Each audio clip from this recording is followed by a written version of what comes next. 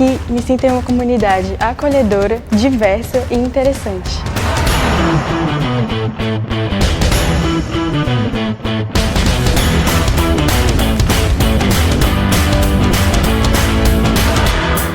Eu gosto muito de sentar com os meus amigos, a gente conversa e compartilha as experiências que a gente teve ao redor do mundo. O que para mim faz diferença é ter professores que são totalmente acessíveis e que me ajudam a encontrar o meu caminho. O diferencial do DP não é só o que acontece dentro da sala de aula, mas as inúmeras atividades extracurriculares que enriquecem o aprendizado.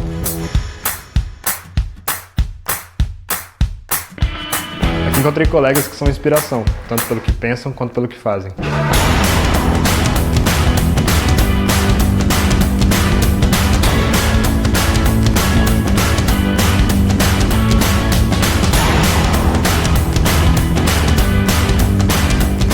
Por mais seja um ambiente acadêmico, nós realmente nos importamos com as pessoas e com as aplicações no mundo real.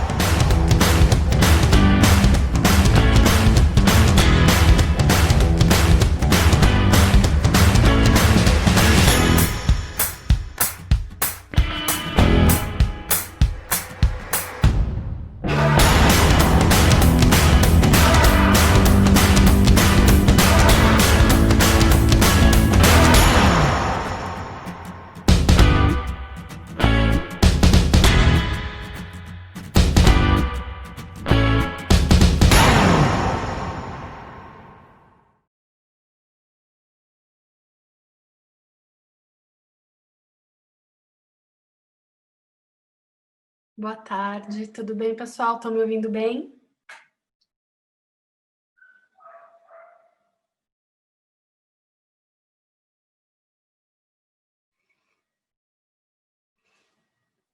Vocês estão me vendo aí numa janela pequenininha, porque eu vou dar uma aula mais teórica hoje, porque várias pessoas pediram isso ontem. Então, vamos tirar da frente o conteúdo, para a gente poder entrar e pensar mais em projetos práticos, em coisas que vocês querem fazer.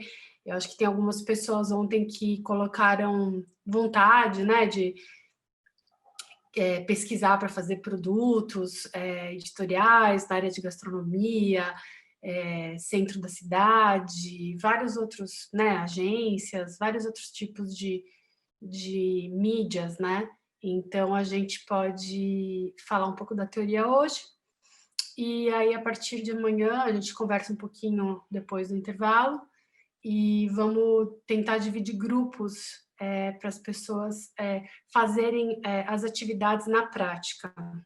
Talvez vocês tenham que fazer alguma coisa na rua, de entrevistar alguma pessoa e tal, para a gente poder fazer acontecer, tá bem? Vamos dar mais uns minutinhos para todo mundo chegar, e aí a gente já começa, tá bom?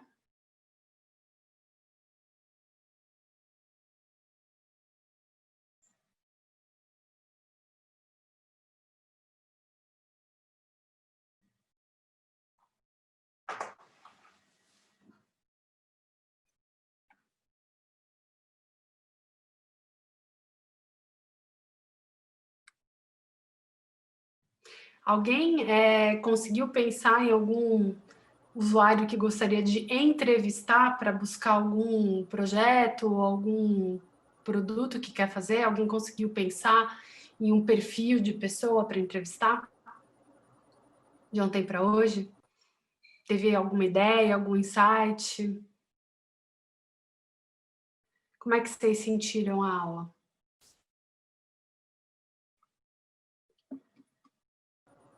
Está me ouvindo?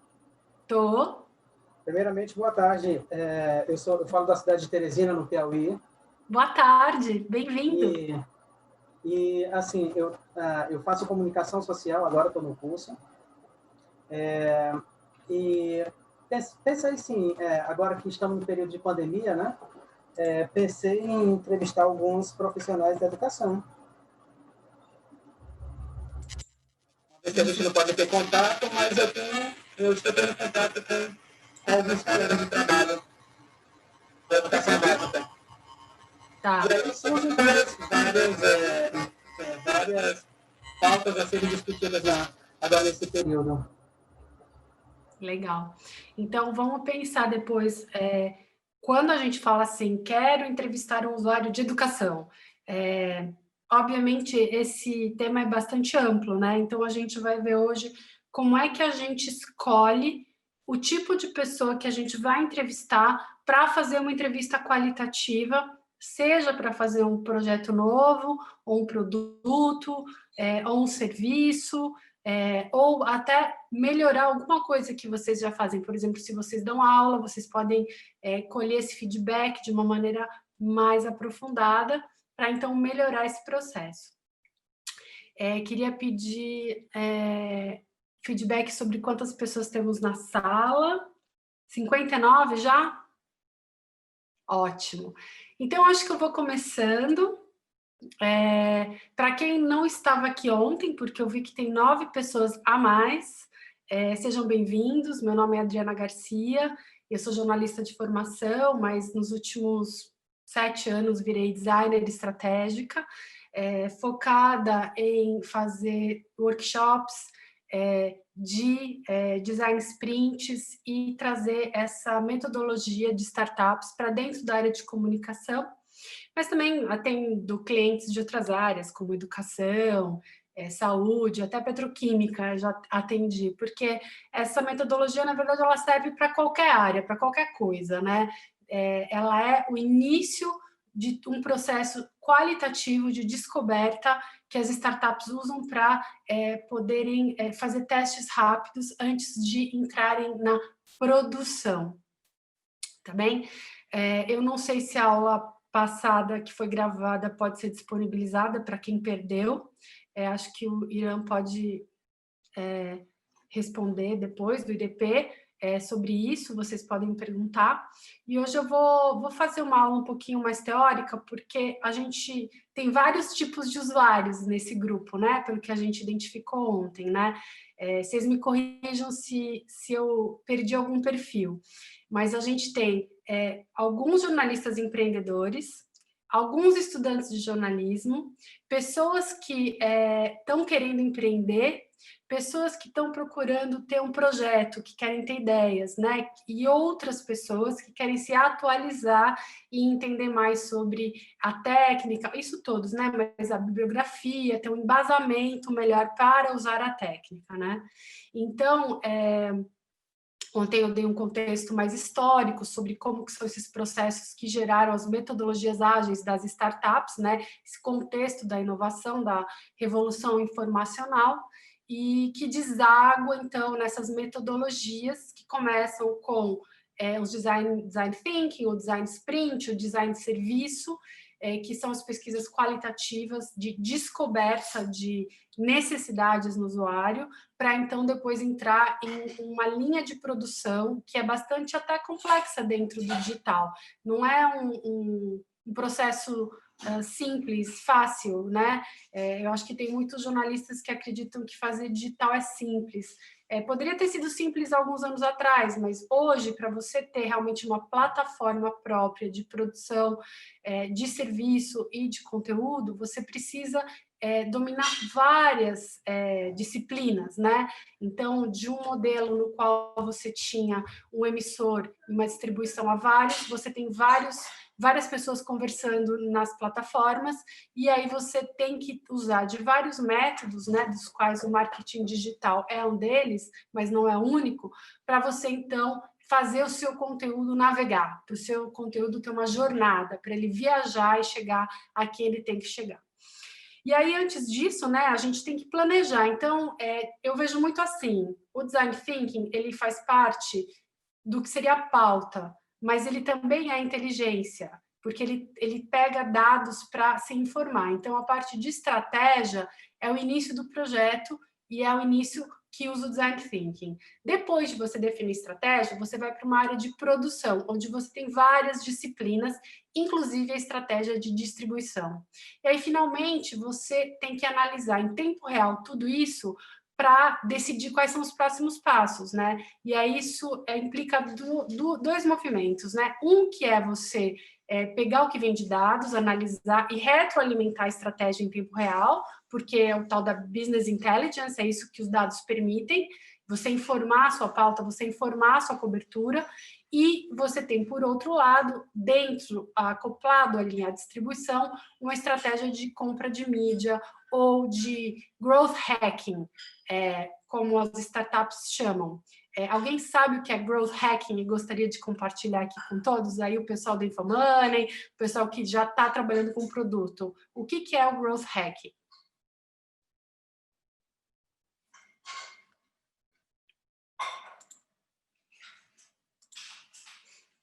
Crescimento.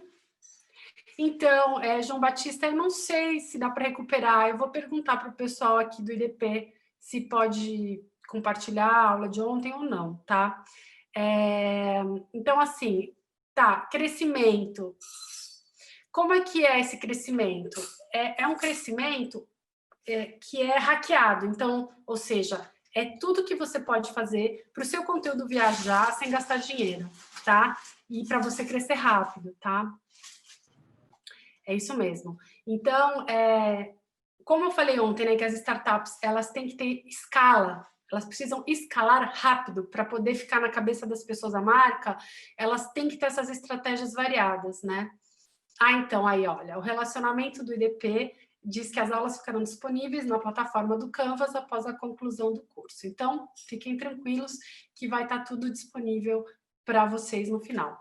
Então, o Growth Hacking, ele é parte dessa estratégia de distribuição, né? Ele tem que estar mapeado, e aí você vai usar tudo que você puder para promover, você pode usar desde assessoria de imprensa, você pode fazer relatório, você pode usar todas as mídias sociais, comprar mídia, fazer campanha, enfim, funil de conversão, tudo o que tiver disponível, eventos, para então você fazer o conteúdo chegar às pessoas com o menor gasto, né? Com o menor gasto possível. Então, vamos lá. Agora acho que já chegou todo mundo. Então, vamos lá. O que é a tal da inovação e do design thinking como uma ferramenta ágil, né? Então, por que a gente está aqui nesse curso, né? A gente está aqui para pensar inovação em comunicação, para pensar no usuário, para exercitar a criatividade e para criar novos produtos e serviços. Por que não? Tem 10 aulas, acho que dá para vocês navegarem bastante para criar, então, essa mentalidade, né? É uma mentalidade startup que a gente quer que vocês tenham. E aí, quando a gente fala de inovação, é importante, porque as palavras, elas perdem um pouco a base quando todo mundo usa, né? Então, a inovação, ela tem duas características, né? Como é que ela pode ocorrer? Ela pode ser uma inovação incremental, ou seja, que você pega um produto e você vai melhorando aspectos desse produto para que ele, então, sirva melhor a quem ele tem que servir, né? Especialmente o produto digital. E você tem a inovação radical, ou disruptiva, né? Que também é uma palavra muito da moda, que é um novo modelo que vem para o mercado e que muda para sempre o que veio antes. Não quer dizer que anule, mas acaba dominando o mercado de uma maneira muito mais forte. Então, quem pode me dar exemplo de uma inovação disruptiva, um modelo de startup disruptivo? Airbnb. Então, por exemplo, o mercado de hospitalidade era um antes do Airbnb, é outro depois do Airbnb, com as consequências positivas e negativas, né? Do tipo, o centro das cidades históricas turísticas ficarem mais caros, os habitantes serem levados para outras áreas, porque não podem pagar os aluguéis, que ficaram caros, mas, ao mesmo tempo, você teve uma coisa de turismo massivo, aumentando e levando mais pessoas a viajar. Então, todas essas coisas geram mudanças estruturais dentro dos mercados, né? E a característica do Uber, né, como várias estão sendo citadas aqui, é que você nessa revolução informacional, mudança de modelo de negócio disruptivo, ela é feita mediada pela tecnologia, tá? Então, mercado financeiro, óbvio, tem outras áreas que estão começando a ser afetadas agora. Então, por exemplo, fintechs é uma área que está sendo muito afetada, área de educação, área de seguros, enfim, área de mobilidade. Todas as indústrias estão lidando com isso, né? Então, por exemplo, um exemplo prático e clássico de inovação disruptiva Orama, né? É verdade, Ora é a bolachinha, né, Sidney? É a Kodak, né? Que tinha a câmera de fotos com o rolo de filme, criou a máquina digital e depois não percebeu essa vantagem, queria continuar vendendo os tais rolinhos e acabou perdendo aí o bonde da história, né? Então, hoje até está na moda, coisa de polaroids, de imprimir, mas o fato é que a Kodak perdeu um mercado brutal por conta de uma inovação que ela mesma tinha feito, que era disruptiva. Um outro caso de inovação geral, assim, para vocês terem uma ideia de inovação disruptiva, que faz parte da literatura de negócios, um diretor importante da Coca-Cola chegou numa reunião, há uns anos atrás, e disse na reunião: eu acho que Coca-Cola faz muito mal para a saúde e eu acho que a gente tem que começar a vender outras coisas, como água e sucos. E todo mundo achou aquilo um absurdo, o cara saiu, enfim. Logo depois ele foi contratado pela Pepsi e criou toda uma divisão de águas e sucos. E isso virou uma grande tendência de mercado, que obviamente depois a Coca-Cola correu atrás.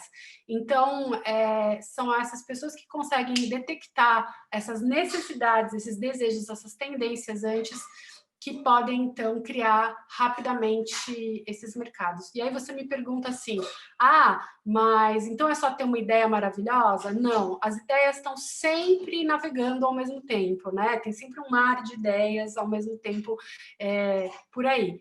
Porém, ganha quem consegue realizar a ideia mais rápido e melhor. Ou seja, o Facebook, quando nasceu, tinha vários outros Facebooks por ali. Então, eu acho que o que acontece é que tem uma oportunidade e alguém consegue realizar aquela ideia, as ideias estão sendo tentadas e testadas ao mesmo tempo, alguém consegue realizar e consegue encontrar tração, que é o que qualquer startup precisa encontrar no mercado, que é a resposta do público em relação àquilo que você criou, tá? Não sei, com o Bradesco, esses bancões estão realmente numa situação delicada agora, né? Eles são a bola da vez. Então, eu tenho aqui um vídeo de um livro que eu acho bem legal, de um autor que eu gosto, que é o Steven Johnson. Ele escreveu um livro chamado A Cultura da Interface, que é muito bacana, bem antigo, dos anos 90, acho.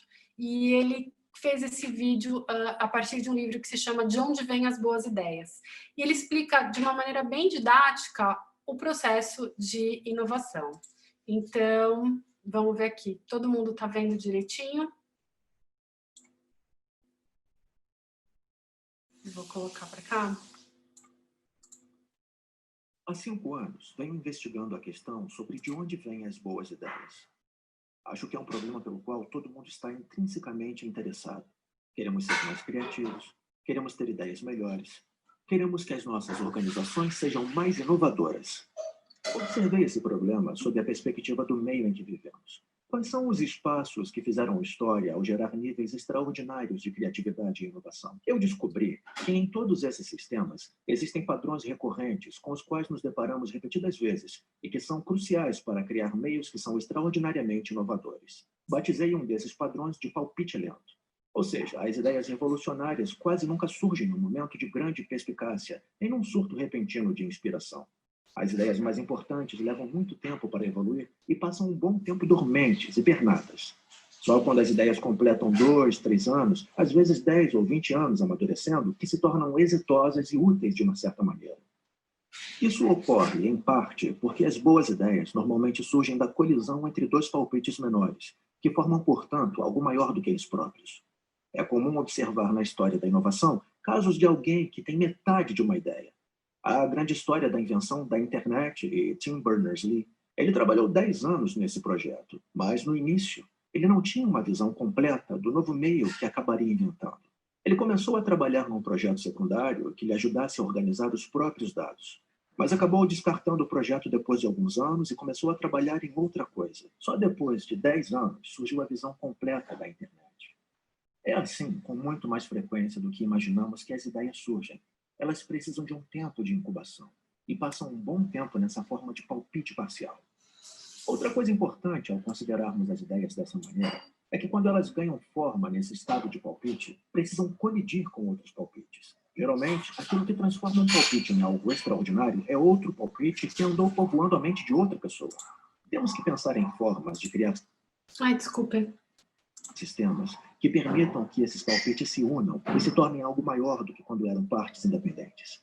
Por exemplo, é por isso que os cafés durante o Iluminismo e os salões parisienses do modernismo eram motores de criatividade, pois eles criavam um espaço onde as ideias pudessem se misturar, se combinar e gerar novas formas. Ao observar a problemática da inovação sob essa perspectiva, é possível esclarecer de maneira importante o debate recente sobre o que a internet tem causado ao nosso cérebro. Estamos ficando desgastados com o estilo de vida multifuncional e conectado 24 horas? Por exemplo, será que isso levará a ideias menos sofisticadas à medida que nos afastamos do estado da leitura, que é contemplativo, mais lento e mais profundo?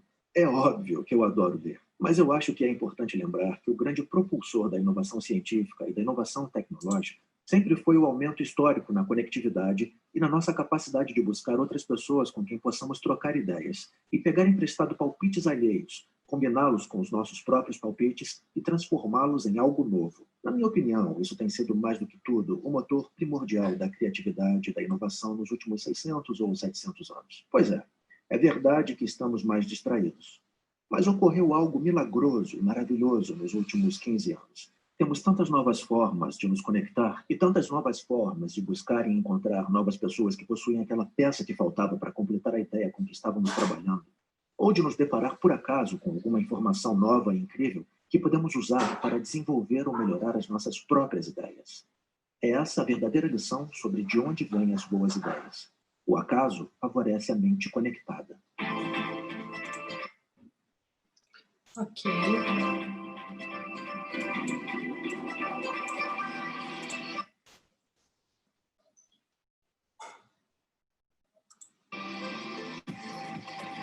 Opa. Vamos lá. Voltou?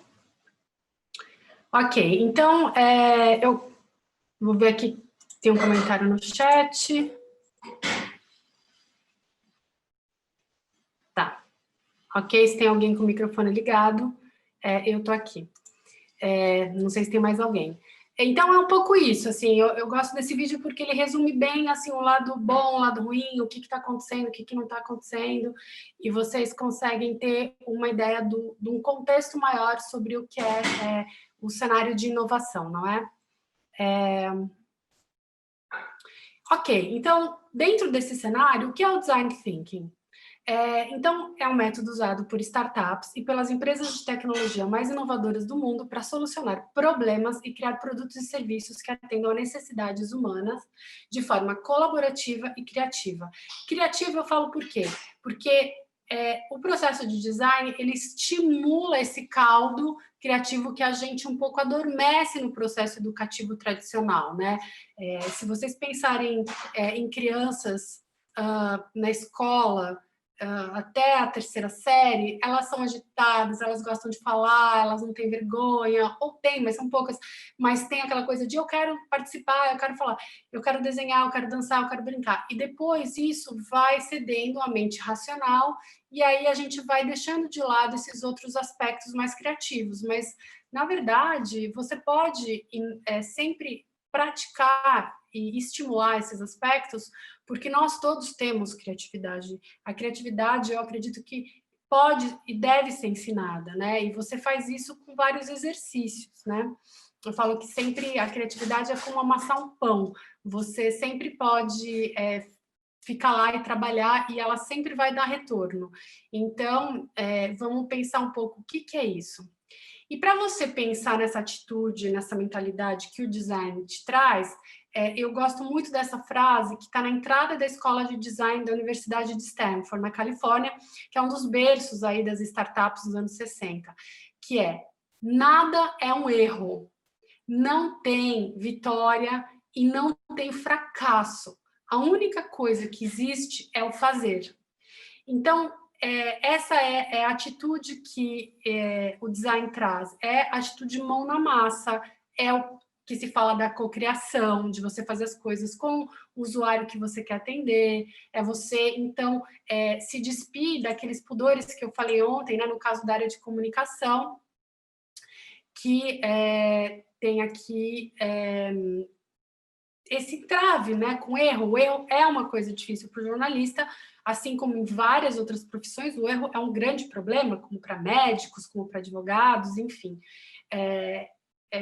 A questão de você tentar seguir um método, protocolo, né, para ser o mais correto possível, é uma coisa que pesa. E na inovação você não pode ter esse peso. E a escola de design traz muito essa atitude. E aí eu queria convidar vocês, esses próximos dias, a tentarem se despir, para deixarem as ideias virem sem julgá-las, né? Para que elas possam, então, levar vocês a lugares diferentes, a conclusões diferentes, né? Então, para vocês terem uma ideia de como isso funciona, a missão da Escola de Design Stanford, que é uma das mais famosas do mundo, que foi criada pelo um dos caras que criou foi o David Kelley, que é da IDEO, que é uma das principais casas de design de ideação estratégico do mundo. E eles escreveram o manifesto da Escola de Design, um guardanapo, que é para ter essa ideia de transitório, de improvisado, de não precisa estar certo, não precisa estar bonito, não precisa estar perfeito para entrar em produção, tá bom? Então, tá bom. E aí, assim, eu tô vendo aqui os chats, por isso quero ver se tem algum comentário que tem a ver com o que eu tô falando. Então, o que é? A intenção, criar a melhor escola de design do mundo, preparar futuros inovadores, né, para pensamento e design, inspirar times multidisciplinares, isso é muito importante, porque uma vez eu fui numa redação grande e me disseram, temos um time de inovação, você não quer vir aqui contar o que é esse negócio de design que você está fazendo? Aí eu fui lá, e aí eu perguntei, quantos jornalistas tem no grupo? Tem 20 pessoas. Eu falei, tá, quantos são jornalistas? Todos. Então, eu disse, bom, obrigada, eu vou sair, porque não é esse conceito de inovação. O conceito de inovação tem que ter inteligências múltiplas, trabalhando no mesmo grupo, para que o resultado seja interessante, para que você tenha essa colisão criativa. Então, isso tem a ver com a tal da colaboração radical, que é um espaço mais horizontalizado, não tão hierárquico, onde as pessoas são livres para expressarem o que elas pensam e deixarem esse caldo criativo vir à tona, tá? E aí, outra coisa que é muito importante dentro do ambiente digital, de startup, que tem a ver com inovação, é você pensar em projetos grandes, né? É um pouco aquela coisa, para que você vai colocar seu esforço numa coisa pequena se você pode fazer uma coisa grande? Se você falhar, você vai ter aprendido numa proporção incomensuravelmente maior. Então, por que não tentar uma coisa grande? E aí, pensando no método das startups, onde o conteúdo é sempre replicável, né? As contas, os serviços, para que você possa ganhar escala rápido. Então, resumindo, a mentalidade startup é colaborar, fazer rápido, falhar rápido, testar com o usuário, ou seja, seu cliente, e recomeçar os testes gastando muito pouco dinheiro, ok? Então, o processo é formado por 5 etapas: empatia, definição, ideação, prototipação e teste, né? A ideia aqui é sair com algo concreto na mão, ou seja, o que vocês podem esperar sair daqui, dentro desse processo que a gente vai viver?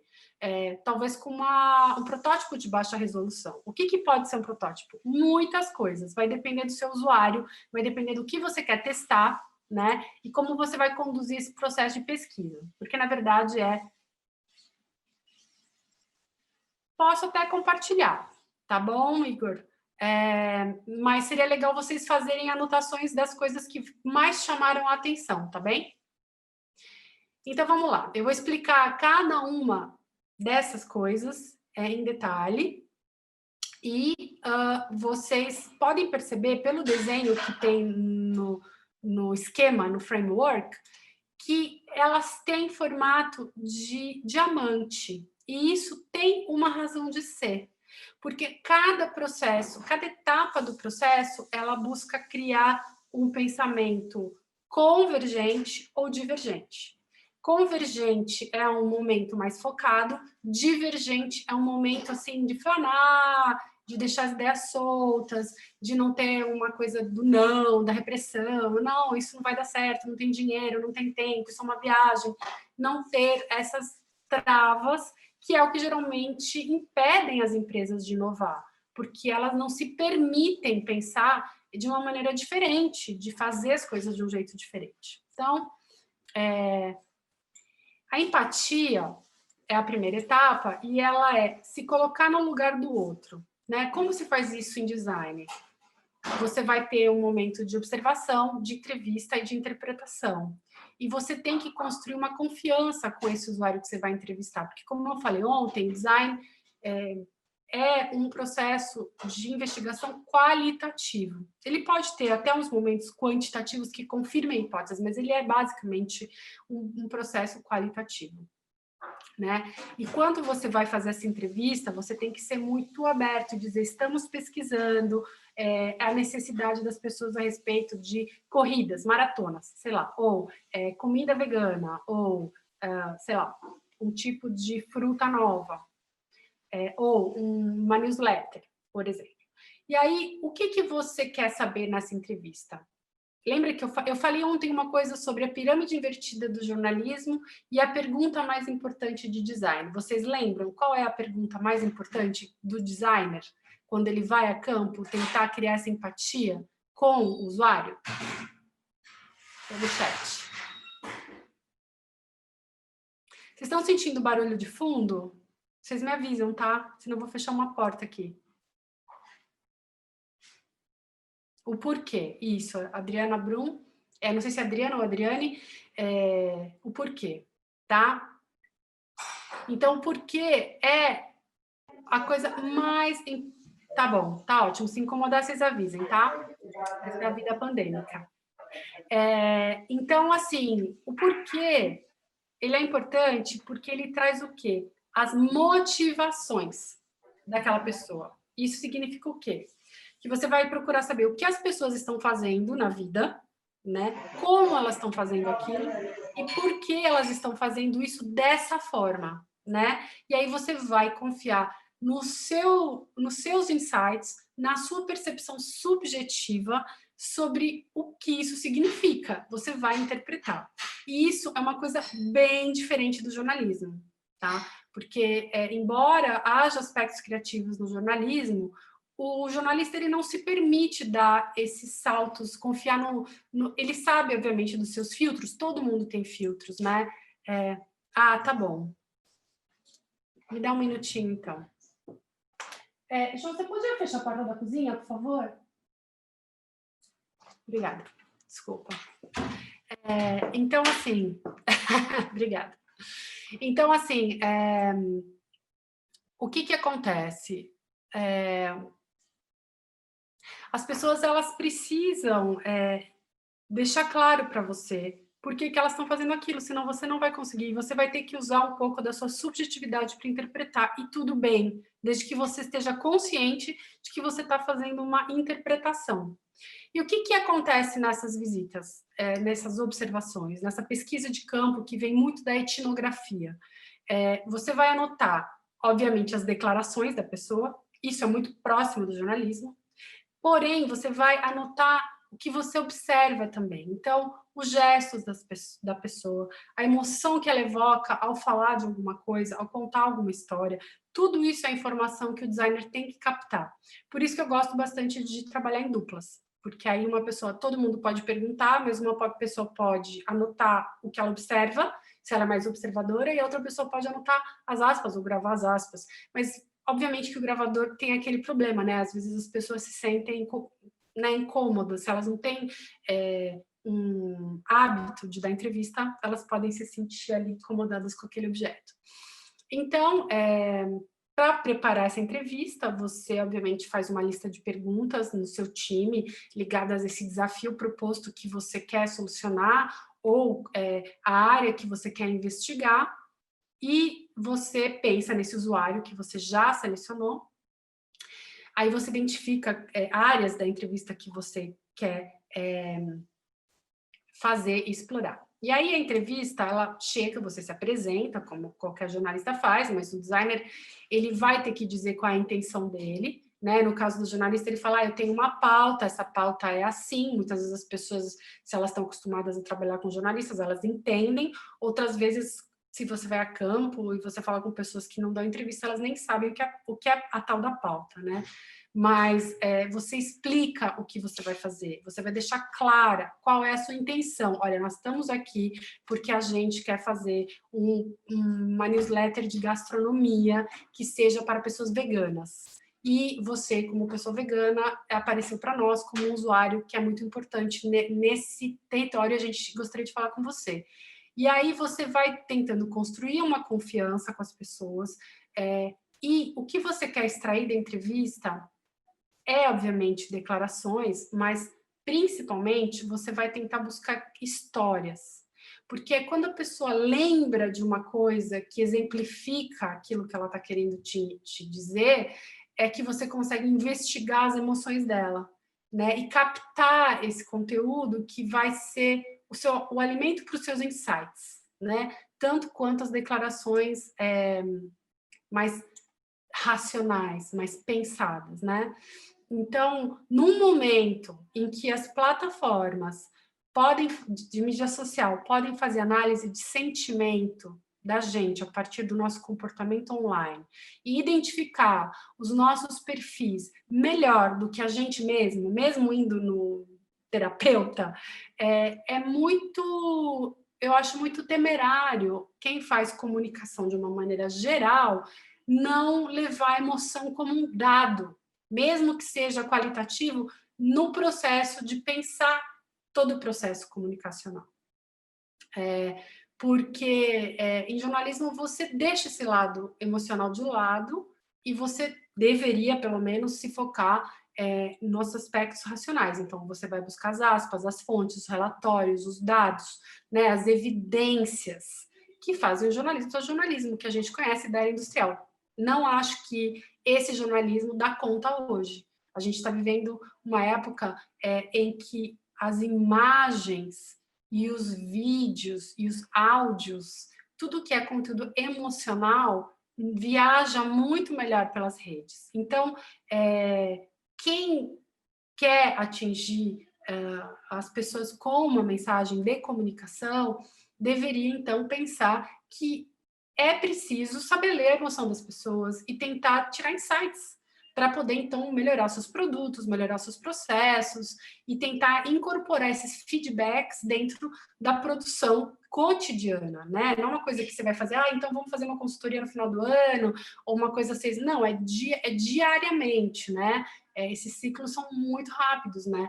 De produto você está falando em ciclos de 2 semanas, aí quem está mexendo com Scrum, com Kanban, que me corrija se eu estiver errada, mas geralmente é assim, 2 semanas você vai fazendo grandes ciclos de produção e fazendo testes, e aí você vai. E aí o Vale do Silício veio com uma outra coisa muito importante, que é o teste AB. Então, você pode fazer, quando você faz a sua primeira, seu mock-up, né? Você vai fazer seu wireframe, alguma coisa já digital, você pode fazer testes, né? Se eu fizer o título assim, vai dar de um jeito, se fizer do outro, vai dar desse jeito. Se eu colocar o botão de compartilha aqui ou ali, e você começa a fazer esses testes vão te ajudando a tomar decisões, né? De navegação, de design, e aí você vai, então, refinando a sua relação com esse usuário, a partir dos dados que chegam, né? E aí, então, voltando para a nossa entrevista, você vai observar essas pistas não verbais e você vai perguntar sempre por que as pessoas fazem o que elas fazem. Então, isso é o principal motor dessa entrevista e você vai buscar exemplos reais, né? Você não vai também ter medo do silêncio, que é uma coisa que em jornalismo às vezes rende bastante, você segurar um silêncio para para obter uma informação, né, para que alguém possa se abrir com você e te contar alguma coisa. E, claro, fazer perguntas neutras, sem opinião, perguntas abertas, né, e usar gravador se você estiver sozinho. E aí vem o cerne de toda a questão aqui, que é, como o design é um método qualitativo, é muito importante que você identifique quem é o seu super usuário, né? Então, muita gente gosta de falar de personas, né? Você vai fazer um projeto, um produto, você define quem é a pessoa. Vamos fazer, então, um projeto financeiro para mulheres de classe média, de 20 a 45 anos, que sejam mães e profissionais. E aí você vai desenhando, vai entrevistando e vai criando um perfil. E dentro desse perfil, você vai buscar escolher quem? Uma mãe super engajada, workaholic, mãe de 5 filhos, que consegue dar conta de uma agenda gigantesca e adora ler livros de investimento, ou revistas, ou sites, e te dá essa visão de que ela não é só uma usuária de um produto financeiro, ela é uma super usuária. Por quê? Porque você quer procurar pessoas que têm um comportamento exagerado sobre aquilo. Então, por exemplo, se eu vou fazer um produto que tem a ver com corrida, maratona, uma coisa que está muito em voga hoje em dia. Eu não vou pegar um corredor para entrevistar, eu vou pegar um corredor que gasta todo o 13º para viajar e fazer maratonas, e já foi operado 2 vezes do joelho, e mesmo assim corre, e tem uma paixão muito grande por aquele assunto. E aí você consegue, então, a partir do superusuário, gerar depois insights que significam muito para outras pessoas. Então, é como a gente fala quando você analisa mídias sociais, né? Não é a minha especialidade, mas existe o que se chama, quando você vê aqueles mapas de calor, o ponto nodal da rede, que são sempre os pontos mais concentrados, que são os tais influenciadores. Você, na verdade, ao procurar um superusuário para aquele assunto que você quer investigar, você nada mais está fazendo que encontrar, na vida real, um superusuário que possa ter um comportamento tão exagerado sobre aquele tema, uma devoção, uma paixão sobre aquilo, que ele vai ser um ponto nodal de rede, porque o que significa para ele, de uma maneira mais diluída, vai significar para muitas outras pessoas que se conectam com aquilo, tá? E é dessa forma que os designers pensam. Então, quando você vai encontrar esse usuário, você vai entender as necessidades dele e obter esses insights sobre a vida dessa pessoa, o que ela faz e tal. E aí você fala, poxa, mas eu capturei tanta informação, o que eu vou escolher dessa entrevista que vai virar um desafio de design? Porque você tem a hipótese que te levou a fazer a entrevista, mas às vezes você vai ao campo e você percebe que você estava indo na direção errada, que não é bem assim. E isso acontece também em jornalismo, acontece também na área de negócios, no Lean, você tem muitas idas e vindas. E aí você pega um aspecto da entrevista que te chama a atenção, né? E você entra, então, a mergulhar em um aspecto que você vai depois levar para a segunda fase. Quando você volta da entrevista, como que é essa decupagem? Essa decupagem é diferente da decupagem tradicional do jornalista, que ele pega uma entrevista gravada, ou ele anotou, e aí ele vai ver o que todo mundo falou, vai ver um relatório, uma planilha, e daí vai tirar as informações e perceber o que daquilo é mais importante, então vai escrever a história da informação mais importante para menos importante, com as aspas e tal. Só que no design, quando você volta, a decupagem ela se dá num quadrante, que busca capturar o eixo emocional também. Então, você organiza as informações no quadrante fala, faz, pensa, sente. Esse quadrante, ele dá bastante confusão, assim, na hora de fazer, porque as coisas são parecidas, mas elas não são iguais. Então, quando você volta, você, no quadrante, na parte de cima do quadrante, você vai anotar as aspas, que seria assim, o fala é o que é o jornalismo. É você vir de uma entrevista, de uma pauta, de um evento, e escrever a sua matéria a partir das aspas, das evidências, dos dados e tal, que é o que a pessoa te disse. O que a pessoa faz são, por exemplo, gestos que ela faz ela mexe muito no cabelo, ou, por exemplo, eu faço assim, ou, por exemplo, se eu fico mexendo, se eu fico assim, eu posso mostrar dicas, pistas não verbais que te dizem alguma coisa a meu estado, a respeito do meu estado, ao que essa história está me chamando, se eu estou incomodada em falar sobre alguma coisa ou não. E aí você anota o que você observa, gestos mesmo, está batendo o pé, está mexendo no cabelo, fala muito verbo saltar. E aí você vai anotando qualquer coisa que tenha, que você esteja observando no visual. E aí, no eixo emocional, você entra na categoria você vai deduzir coisas, tá? E isso é desconfortável para jornalistas, mas você pode fazer, porque parece às vezes que você está também analisando terapeuticamente alguém, ou a vida de alguém, ou porque ela faz o que ela faz. Poxa, mas eu não sou terapeuta, sou jornalista, ou eu sou médico, eu sou advogado, eu não tenho que fazer isso. Pois é, mas os designers fazem. Então, não tem porquê, se você deixou claro qual era a sua intenção, qual o problema? Né? Você pode errar muito, e aí você vai, no teste do processo, saber se você teve um insight que foi errado ou um insight que foi certeiro. Mas o que a pessoa pensa é assim, ela, por exemplo, um corredor, ele pensa que correr é fundamental para ter sucesso na vida, né? E ele se sente feliz, realizado, quando ele corre todo dia e se levanta às 5 da manhã. Né? Então, ele fazer o sacrifício de acordar às 5 da manhã é um valor para ele. Né? Então, o que se sente são... o que se pensa são os valores e o que se sente são um pouco as crenças, né? Então, você vai colocando ali, poxa, para essa pessoa é importante a saúde física, é um valor para ela. De quê? De longevidade, de sucesso, de disciplina. E aí ela se sente como motivada, alegre, feliz. Ou, por exemplo, alguém que come muito hambúrguer. Ela pensa que comer hambúrguer remete ela a uma época da infância que ela era feliz junto com a família. E ela se sente reconfortada por isso. Aí você vai vendo essas motivações e você vai jogando isso dentro desse quadrante. Deu para entender? Alguma dúvida?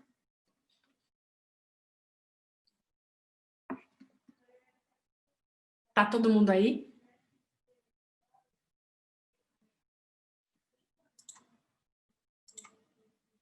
Tá bom. Ok. Beleza. Vamos seguir.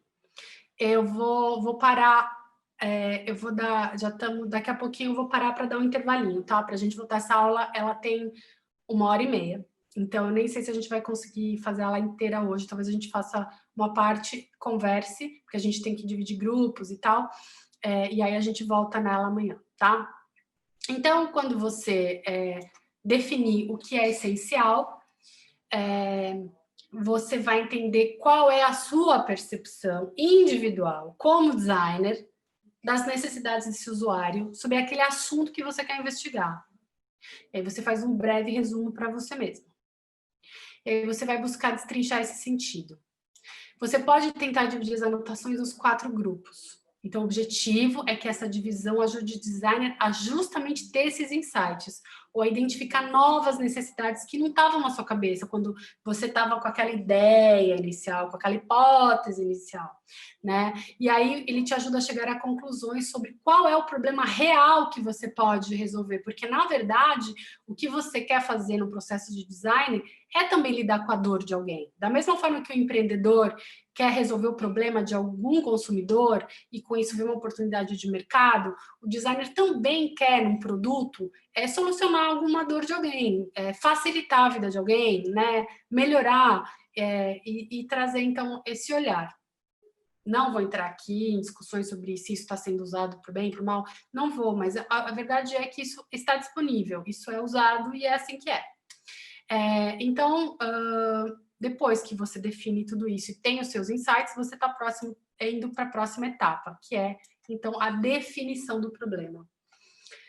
Eu diria que a definição do problema é a coisa mais desafiante de um processo de design thinking. Por quê?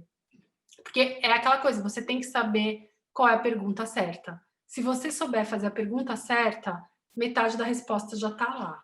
E, geralmente, a definição não é exatamente relacionada com aquela sua hipótese de quando você começou o processo. Porque você vai ter que ser também influenciado pelo que você encontrou no campo.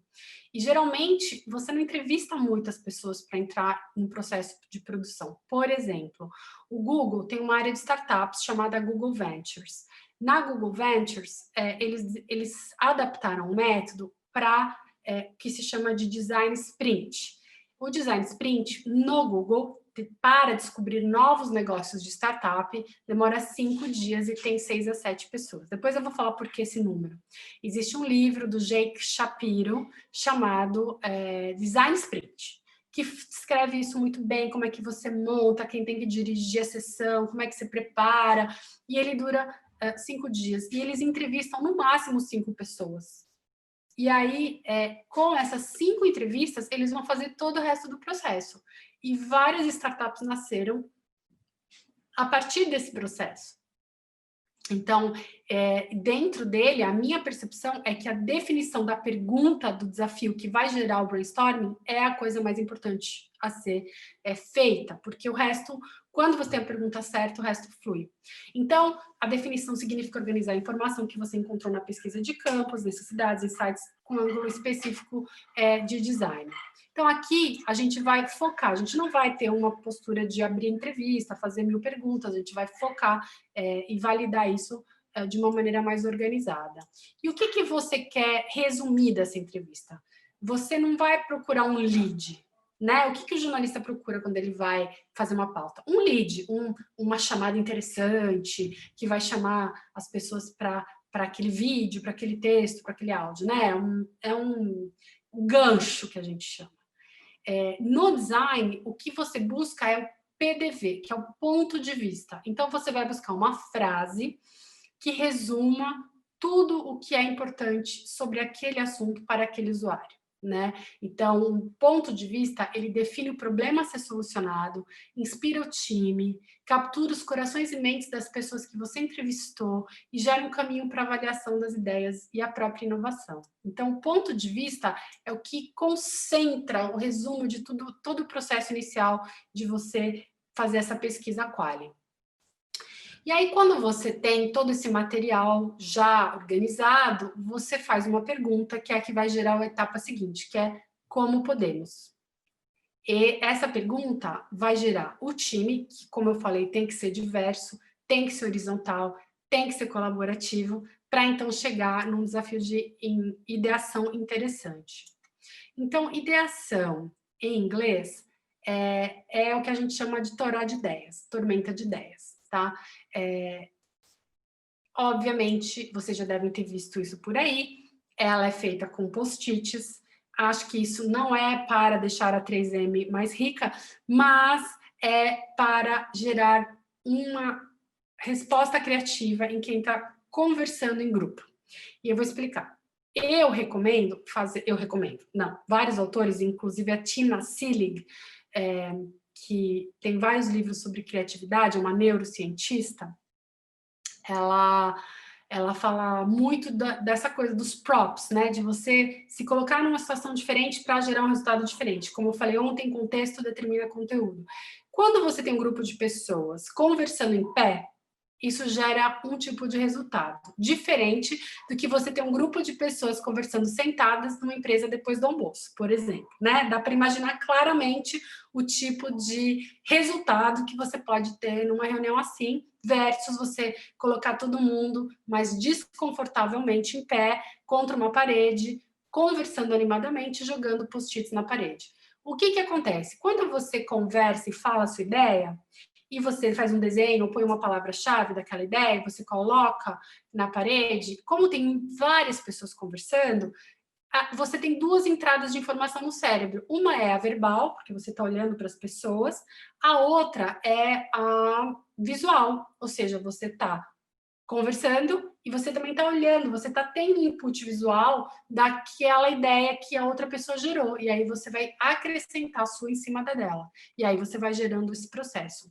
Participar de um brainstorming deveria ser uma coisa muito especial, porque ele exige preparação. Não é uma coisa assim, vamos lá, tá. Não, você tem que pensar todo esse processo. Qual o objetivo? Qual o desafio? Essa é a pergunta correta? O que a gente está querendo encontrar? Quem são as pessoas que deveriam estar? Como está organizado o espaço? Tem várias coisas de preparação que o Design Sprint, o Sprint, ele traz, ele conta, e os próprios, depois, acho que eu passei já para o IDP, o link dos materiais da Escola de Design, tem muito material gratuito, e é em inglês, infelizmente, mas é o que eu mais gosto, porque tem muita coisa gratuita, você pode aprender e você vai navegando sozinho. Então, partindo para ação. Com as suas informações devidamente organizadas, você está pronto para pegar seu bloco de post-it, caneta hidrocor, porque lembrem-se, a caneta se for Bic, ninguém vai ver o que você está desenhando se está todo mundo em pé. Então tem que ser canetinha mesmo, caneta hidrocor mais grossa e tal. E atacar a parede. Mas antes disso, como eu falei, a tal da preparação. Então participar de uma sessão de brainstorming é um privilégio. Se você quer trazer um usuário que não tem nada a ganhar em ser entrevistado por você, o que você pode dizer para ele é: vem participar de um processo de design, vem aprender como isso funciona, vem ver como é que as startups, essa tecnologia está mudando muito, vem ver um pouco como é que funciona, aprenda comigo. Dá para conseguir muita gente para colaborar, sim, é uma troca, a pessoa aprende a técnica te ajudando como usuário. Também quando você tem, por exemplo, um tema mais árido. Bom, então, ela funciona assim. Os grupos têm a teoria das 2 pizzas, né? Que você tem que ter grupos de 6, 7 pessoas no máximo, que é o que dá para ter uma conversa animada entre várias pessoas, né?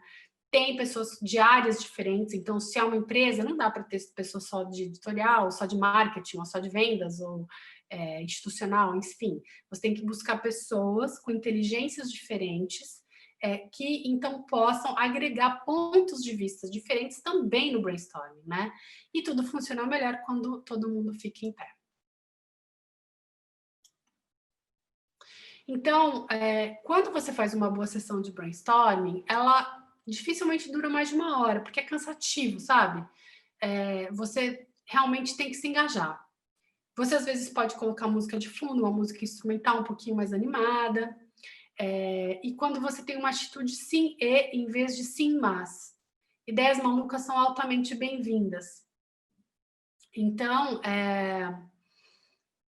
o que é mais comum quando a gente está debatendo qualquer ideia para iniciar um projeto? Poxa, mas não tem dinheiro, não tem recursos, não tem tempo, não tem gente. Sempre é um não. Num brainstorming, não pode existir o não. E tem que ter uma atitude que seja sim e. Então, se alguém falou assim, eu acho que a gente devia criar um tênis que faça as pessoas pularem, porque as pessoas que correm precisam dar saltos mais altos para conseguir metragem e performance. Sim, e se isso for também acoplado a um shorts que faz as pessoas voarem? Sim, e assim vai, tá? E aí, não pode ter alguém no grupo que vai dizer ou reprimir a ideia, ou achar que a ideia é boba, porque às vezes ideias muito simples surgem de coisas bem malucas. Então, por exemplo, não foi uma ideia... Vou dar um caso clássico que foi recentemente, quer dizer, foi esse ano ou foi ano passado? Acho que foi ano passado, nem lembro. Eu fiz um processo, o Estadão tinha um problema, e eu vou falar porque eles fizeram matéria sobre isso, então acho que eu posso comentar esse case, que eles têm problema com leitores novos, né, mais jovens. E aí eu dei essa aula e a gente fez um processo de um sprint de um dia, dividindo grupos de áreas diferentes da empresa e chamando... Eles chamaram pelo Instagram leitores jovens que gostariam de participar do processo e aprender como funciona o Design Thinking. E lá foram 5. Todos super interessantes, muito bacanas os usuários que apareceram, as usuárias. e ficaram lá, participaram dessa primeira etapa, depois se retiraram e voltaram no final do dia para ver o tal do protótipo. E o protótipo que ganhou, digamos assim, a competição foi de um rapaz que era estudante de jornalismo por coincidência, que morava numa região periférica, ele não tinha dinheiro para acessar o paywall, mas era muito interessado, então ele tinha um comportamento de pular veículo, para furar os paywalls, para se informar. E para vocês terem uma ideia, esse usuário ele foi no Estadão de ônibus, ele não tinha dinheiro para voltar para casa, para vocês entenderem o contexto social. Mas era um estudante de jornalismo que então queria se informar melhor. Então, a partir do olhar desse garoto, a equipe então criou um projeto gamificado com espécie de um programa de recompensas e milhas para pessoas jovens, estudantes, que quisessem ler o jornal e que, ao trazerem amigos, fazerem tarefas, irem a eventos do jornal, iam ganhando pontos e iam ganhando, destravando acessos dentro do jornal e tendo, então, um relacionamento com o jornal. Esse projeto acabou ganhando um prêmio do Google e está em formatação lá dentro do jornal. Então, assim, esse é um exemplo claro de um processo de design aplicado num momento super rápido, porque geralmente não dá, a gente no dia a dia não consegue ficar 5 dias investigando, às vezes você tem que ter uma ideia rápido. Geralmente 1, 2 dias você consegue lidar com esse processo. E ver o que aparece, às vezes rende, às vezes não rende, você tem que refazer, mas nesse caso foi bem e está em implantação. Tá? Então, só para vocês terem uma ideia, e como é difícil fazer um jornalista se permitir um sim-e, em vez de um sim mais, né? A gente tem esse mais, essa coisa mais cética, é difícil. E um outro exemplo que não tem nada a ver, mas que eu gosto, é também uma história de uma ONG norte-americana que cuidava de crianças... acho que crianças latinas tinham muito mais cáries nos dentes que crianças de outros grupos. Então, eles fizeram um brainstorming para tentar solucionar esse problema. E aí, eles chegaram a uma conclusão super maluca, que era levar as crianças numa nave espacial para Marte, e não tinha nada a ver com dente, muito menos com limpeza de dente. Mas, a partir dessa ideia, que aparentemente não tinha nada a ver, na hora de fazer o protótipo, o que eles fizeram? Vamos pegar a ideia de nave espacial, vamos construir uma estação inflável, que seja uma boca, onde as crianças podem ir com os pais, e aí elas vão ter certas interações com o conteúdo sobre higiene bucal. E, então, como é inflável, essa estação pode ser armada e desarmada em minutos e levada para muitas escolas. E aí, pronto, resolveu esse problema. Só que ele saiu de uma ideia completamente que não tinha nada a ver, que não era factível, né? Então, por isso que a gente não pode se prender tanto nesse momento da ideação ao que é possível. Porque, às vezes, o que é impossível, o que é ridículo, pode virar uma coisa boa. E aí, o que eu falo, né? Às vezes uma ideia ruim, você deixa ela dormir, ela vira uma ideia ótima. Então, eu falo que assim, que não existem ideias ruins, existem ideias mal massageadas. Então, é isso. Você pode fazer seu processo em casa também, ter as suas ideias para o que você quer fazer na sua vida, e aí depois você vai organizando e deixando dormir.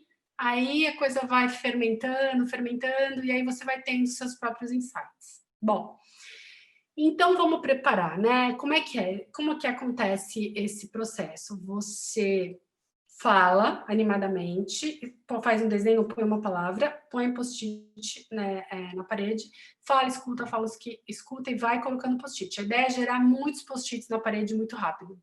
Se você comer um pouco de açúcar antes de um brainstorming, é muito bom, porque isso gera glicose no cérebro e você consegue gerar mais criatividade. Vamos ver aqui. Temos 10 comentários, vamos ver se a gente volta aqui.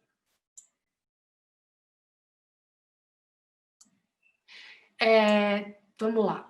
Thomas, sim, é possível inferir isso, de que o pensa-sente vem das suas suposições. É subjetivo seu sobre o que você acha que o outro sente, do que você acha que o outro pensa. É exatamente isso. Por isso que é desconfortável para quem trabalha com informação, né? Suspender o julgamento. É isso aí, Vanessa. São as ideias bobas que, às vezes, viram ideias muito bacanas e resolvem problemas, assim, rapidinho. Então, eu sempre falo que é bom ter, assim, uma incubadora de ideias em casa. Mesmo aquelas que você não gosta, é isso, é um ambiente onde as pessoas tenham segurança psicológica para errar, para dar ideias bobas. E aí é muito legal, às vezes, você trazer para um grupo alguém que, no meio do negócio, chega alguém que não tem nada a ver com aquilo, portanto, tem aquela expressão em inglês, no strings attached, sabe? A pessoa ela não tem nada a ver com aquela história, e ela vem, às vezes, ela olha e fala, mas isso, aquilo. E aí, de falar uma coisa, ela não tem nenhuma relação, né? Ela já não está apaixonada por nenhuma ideia que está ali no grupo, ela pode dar insights ótimos, e aí isso virar muito, muito caldo interessante, tá? Então, só para terminar aqui, partir para a ação, você vai usar o como podemos, e aí você vai destrinchar uma questão a partir do como podemos, que ele, para você gerar o brainstorming, você vai criar uma frase que diz assim, o usuário precisa tal coisa, usando um verbo, preferencialmente porque isso instiga mais a conversa, por que tal coisa? E aí sim você pega um insight surpreendente daquele quadrante emocional, que às vezes não é uma correlação óbvia, né? Tá, vamos ver aqui. Se um brainstorm é melhor preparar os participantes antes, adiantando o problema que tentará ser resolvido, que eles... Você pode tentar as duas coisas. Acho que tem vantagens em as pessoas serem surpreendidas. Tem muitos processos famosos de design que trabalham assim. A pessoa chega, vira um papel e descobre o desafio ali na hora. Tem o fator surpresa, muito legal. Outras vezes, você vai precisar chegar num resultado mais analítico. Então, por exemplo, eu fiz um processo de design thinking, de brainstorming, com engenheiros numa petroquímica. E eles eram muito analíticos, então eles queriam muita segurança, eles queriam estar muito preparados, eles queriam poder testar cada pequeno pedaço do processo. Claro, você tem um resultado mais controlado, mas para quem tem um objetivo muito definido, funcionou. Porque, por exemplo, assim, eles tinham um problema de uma caldeira que não resfriava no tempo que eles precisavam. E aí, claro que tinha que ter pessoas no grupo que pudessem resolver o problema da caldeira, porque era um equipamento que eles iam ou reformar ou trocar, e era um investimento alto. Então, eles tinham problemas muito tangíveis. E aí, nesse caso, como era uma coisa interna, valia muito a pena preparar bem. Os caras já eram especialistas nos tópicos e traziam olhares diferentes, mas sobre uma indústria, sobre um processo que eles estavam querendo, então, fazer uma mudança incremental. Ali não era nada, assim, de inventar uma coisa incrível, era só melhorar um processo. E eles chegaram em resultados muito interessantes, assim, quando o gestor chegou no final do processo para ver as ideias, ele falou, nossa, realmente acho que tem caminhos aqui para a gente seguir explorando para buscar uma solução. Mas eles tiveram que sair do dia, se juntar, gente viajando de outros estados, de outros departamentos, para chegar nesse time. Então, toda essa preparação demorou mais de mês. Geralmente demora bastante preparar um processo de design, não é uma coisa papum, assim. Eu... Quando faço projetos, assim, tem que fazer 2, 3 sessões de brainstorming, ou quando o gestor sabe muito bem o que ele quer, entrevistar essa pessoa para saber exatamente o que precisa ser feito para aquilo render, senão fica também disperso. Mas, às vezes, pode ter organizações que querem simplesmente investigar um assunto e saber o que parece, né? Vamos pensar em coisas novas. Aí é muito legal você ter um processo mais aberto, tá bom? Não sei se respondeu a sua pergunta, tá? E aí, para finalizar essa etapa, já passei aqui das 4, a gente já vai fazer um intervalinho.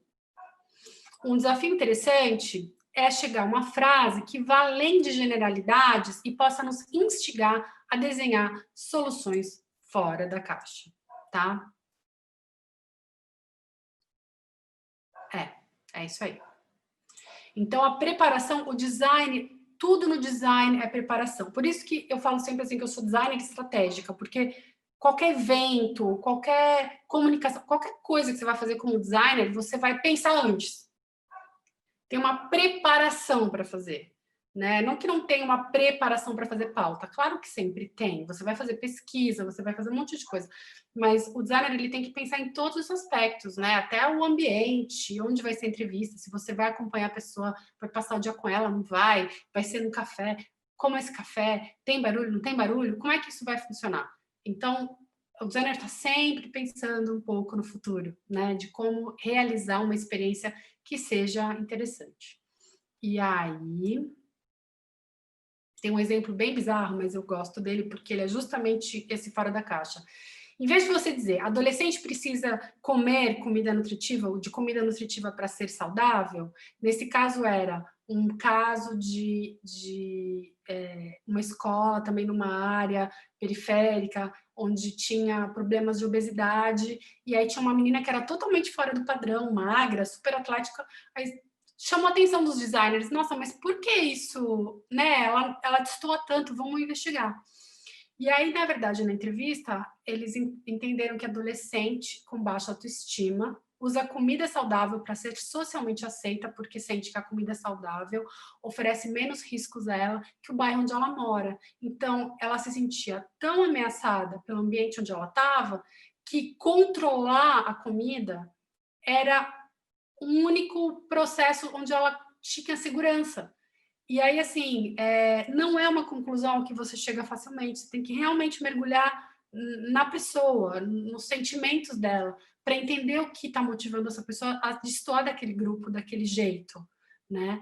E então, para vocês terem uma ideia, né? Às vezes, de você fazer uma pergunta genérica e uma pergunta mais bem informada, né? E aí agora a gente vai na volta da nossa pausa para protótipo. Queria saber se alguém tem alguma dúvida até aqui.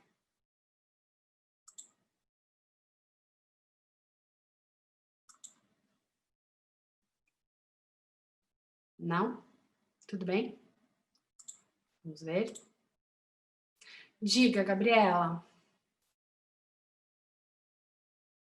Cabeça cheia de ideias, ótimo. Pode falar, Gabriela. Posso usar o microfone que fica claro. mais fácil de fazer? Eu só fiquei na dúvida do ponto de partida do processo, se a gente vai com ele mais aberto, assim, ou mais fechado. Então, por exemplo, eu já vou com uma ideia, olha, eu quero criar uma nova newsletter, um novo podcast, e vou conversar fazer a entrevista, ou uma coisa mais aberta, que assim, nem tenha um produto ainda em mente, porque, enfim, eu não sei se o que vai resolver a dor daquela pessoa é um podcast ou é uma newsletter, sabe? O quanto dessa hipótese tem que já estar desenhada, assim, para o processo não ser nem fechado demais e nem perdido, né? Tipo, nem vim aqui, quero ouvir a pessoa, tipo... Tá bem baixinho. Vou fazer com o meu site. Não deu para ouvir? Agora deu. Não, eu estava aqui ouvindo perto. A pergunta da Gabriela se é melhor ir com a pauta aberta ou a pauta fechada. Eu vou fazer um podcast, eu vou fazer uma newsletter, e se é melhor você já ir com o formato fechado ou fazer ele aberto. Depende. Assim, eu diria que se você quer entender seu usuário, porque você nunca teve um contato direto com ele, faça primeiro uma entrevista aberta, para ver o que volta, né? Se você já faz uma newsletter, por exemplo, você então pode desenhar uma sessão de design para tirar insights sobre como ampliar a abrangência dessa newsletter e ter insights sobre isso. Também é possível. Mas aí você já está trabalhando sobre algo concreto, né? Então, protótipo de baixa resolução eu vou falar depois do intervalo, tá bom, Angélica?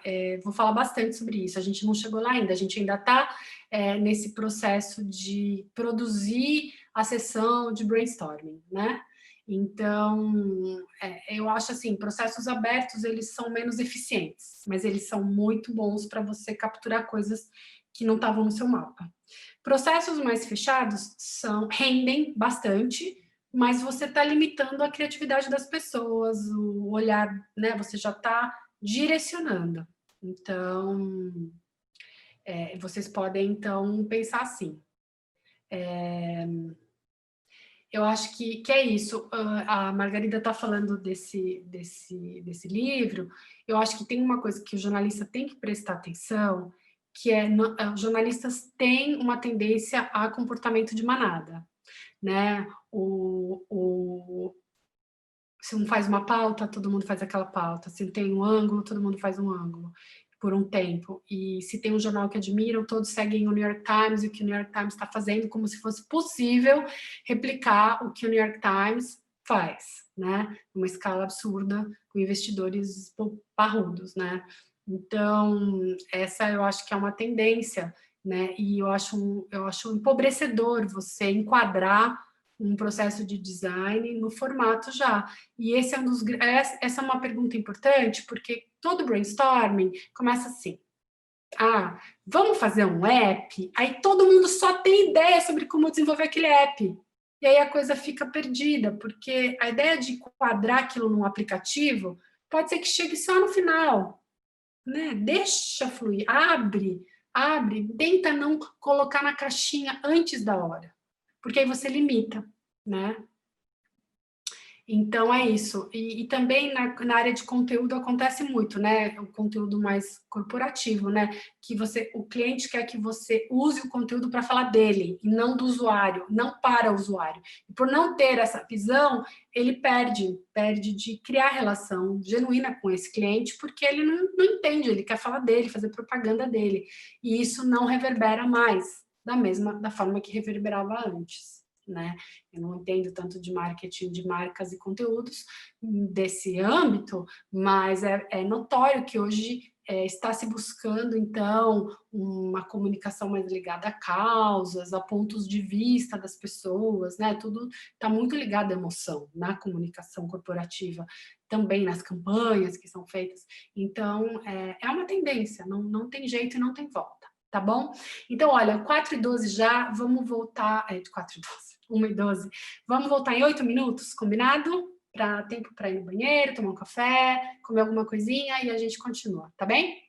Não sei se respondi, Gabriela, você me fala se sim, tá? Então, daqui a 8 minutos a gente volta.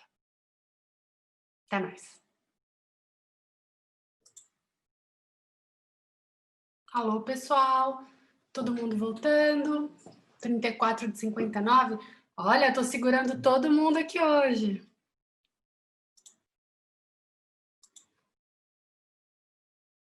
Tá legal. Pessoal, como é que vocês estão se sentindo? Vocês querem que eu continue a aula teórica ou a gente conversa um pouquinho agora? Faltam 40 minutos, né? E aí a gente continua amanhã. Que é uma possibilidade também para a gente não carregar tanto no teórico hoje, né? Como é que vocês sentem isso? Terminar a teórica, tá bom. Tá bom. Então, vamos lá. Ótimo. A gente termina a parte teórica hoje e aí amanhã a gente vai já começar a relembrar esses itens todos para a gente estruturar como é que os grupos vão trabalhar, tá bom? Então, vamos lá. Protótipo. É a fase 4, né? Tinha alguém que tinha me perguntado lá atrás, né? Como que é essa história de protótipo de baixa resolução? Então, assim, depois que você fez o brainstorming, as pessoas votam, escolhem uma ideia, a melhor. Tem vários processos para votar. Eu gosto de dar 3 votos para cada pessoa do grupo. E aí a pessoa pega as ideias e coloca as estrelinhas dos post-its. Nestes tempos de pandemia, geralmente eu peço para colocar 3, todo mundo abre um docs qualquer, ou no chat mesmo, e depois pegam as ideias todas do chat, ou vão abrir um docs e todo mundo participa. E aí cada um coloca 3 asteriscos, né? Então, gostei dessa, coloca um asterisco. Gostei dessa, coloca outro. Gostei da outra, coloca o outro. E aí, cada um votando, vocês vão ter uma ideia vencedora, tá? Tem o Jamboard, tem o Mod, tem vários aplicativos que ajudam a fazer isso. por aqui depois para vocês, que vocês podem fazer esses post-itzinhos eletrônicos, né? Eu gosto de que todo mundo se olhe no vídeo, tá? É o meu jeito.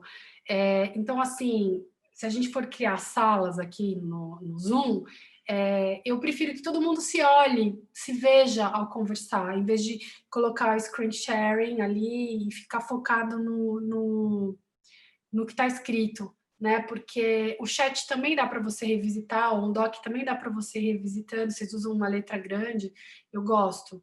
E eu acho que o chat ajuda vocês a interagirem através da imagem e que tem uma resposta visual interessante, tá? Mas cada um pode escolher o método que quiser. Tem vários aplicativos, como o Jamboard, o Mod e outros. Bom, então, a prototipagem serve para criar novamente empatia com o seu usuário para testar aquela ideia vencedora, né? Um protótipo pode ser várias coisas. Ele pode ser um desenho, pode ser uma construção em papel, em madeira, uma encenação, qualquer técnica que exista que ajude você a transmitir o conceito de produto ou serviço. Ou, como dizia Steve Jobs, o tal do design é como funciona. Então, não adianta você falar assim, eu queria fazer uma newsletter, que ela vai ter uma periodicidade assim, ela vai trazer um conteúdo assado. Não, faz a pessoa clicar naquilo. Então, quando eu fui para o Vale do Silício, uma das coisas que mais me chamava a atenção era ir no Starbucks e ver a galerinha, pessoal jovem, 18 anos, testando o app, né, em folhas de papel, que é um jeito mais barato de você testar a navegação, para ver se você está indo no raciocínio correto da montagem do seu projeto, do seu app, do seu site, antes dele virar realidade. Então, isso é um tipo de protótipo de baixa resolução, folha de papel sulfite desenhada. Eu já vi também alunos de Stanford testando um app de comida, de pedido de comida em restaurante, fingindo que a pessoa era um robô. Então, tinha post-it no corpo da pessoa, e aí o usuário vinha, apertava um botão, e aí eles trocavam os post-its, e o robô respondia, porque era tipo um chatbot, então precisava ter aquela interação, então eles criaram isso, e aí iam fazendo no meio da rua mesmo, porque vão fazendo um monte de teste, assim, então não tem esse pudor também sobre como fazer um bom protótipo e testar esse protótipo direito. Tem a missão de explicar para aquele usuário, geralmente aquele do começo que você entrevistou, ou os usuários que você entrevistou, explicar como funciona aquilo, aquela ideia, né? E aí você vai pensar como é que ela funcionaria, né? Então, você vai pegar as ideias e toda bagunceiro de ideias, depois você pode fazer eixos temáticos, agrupar as ideias. Eu gosto também de votar na pior ideia. Eu acho que votar na pior ideia é ótimo.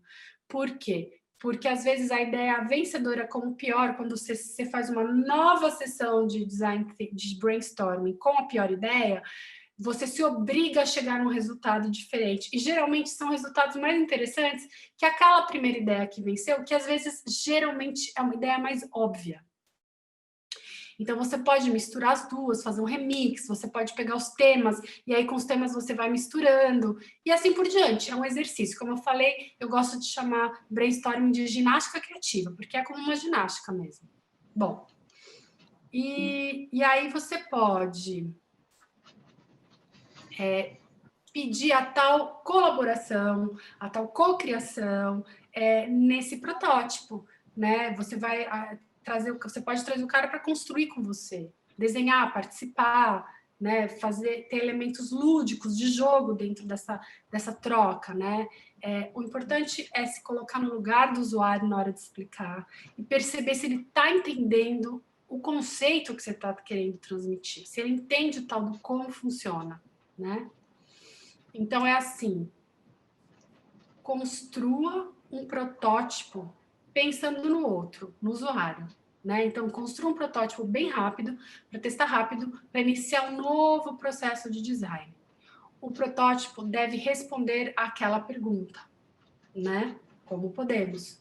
E aí você tem que sempre ter em mente qual o jeito mais rápido e mais barato que eu posso adotar para testar essa ideia da melhor maneira possível, né? Então, assim, às vezes você fala assim, poxa, vou fazer uma landing page, vou fazer um site, um mock-up. Não precisa, às vezes você precisa só testar um conceito, você não precisa de tudo isso. Então, não pode também ter pudores em relação a testar de um jeito bem engraçado, bem lúdico, porque é isso que descontrai as pessoas para elas participarem, ok? Então, testar.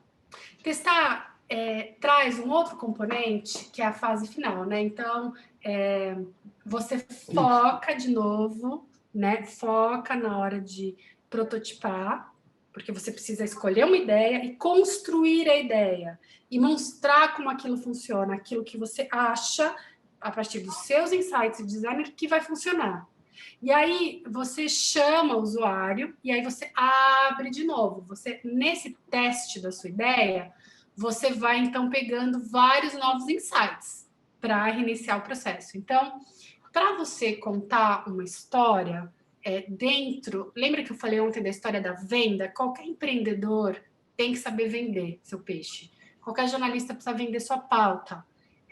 E no processo de design, o designer também precisa vender a ideia que ele gerou como solução para o usuário, para ver e colher o que ele percebe daquilo e do processo, né? Então, a história dessa narrativa tem que ter um elemento mais de ficção que de jornalismo. Não tem nada a ver com jornalismo. Tem a ver com filme, um storytelling clássico, que é ação, conflito, transformação. Então, tinha um problema, nós identificamos um problema aqui, ou uma necessidade aqui, nos debatemos com essas ideias, passamos por esse processo, e aí chegamos neste resultado que funciona dessa maneira, e aí você vai colhendo, então, esse feedback, tá?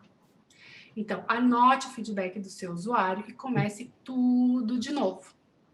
Vá ajustando a sua proposta até sentir que ela está pronta para ir ao mundo, tá?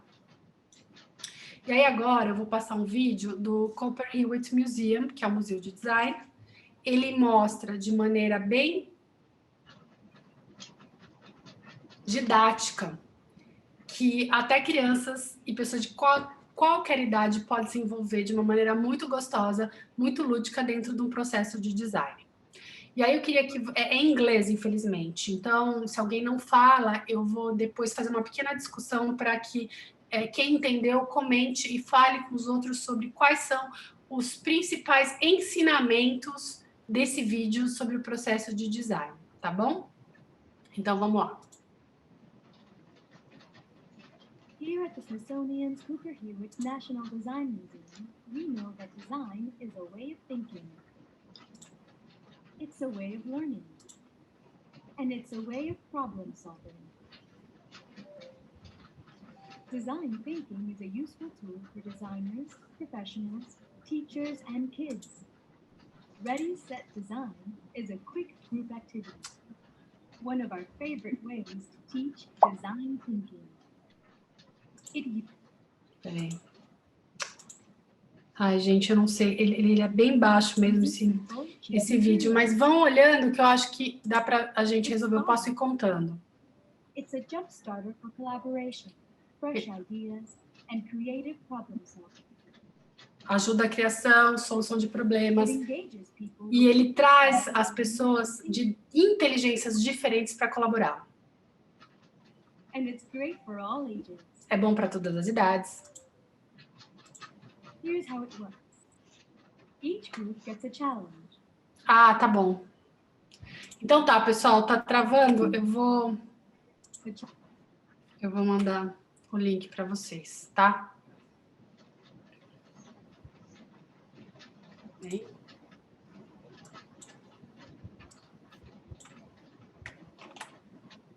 Vamos ver aqui.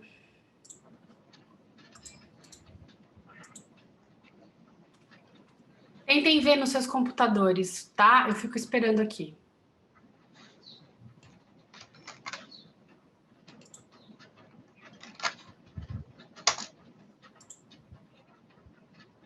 Here at the Smithsonian's Cooper Hewitt National Design Museum, we know that design is a way of thinking. It's a way of learning.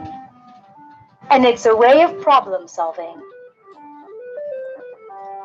Design thinking is a useful tool for designers, professionals, teachers, and kids. Ready, Set, Design is a quick group activity.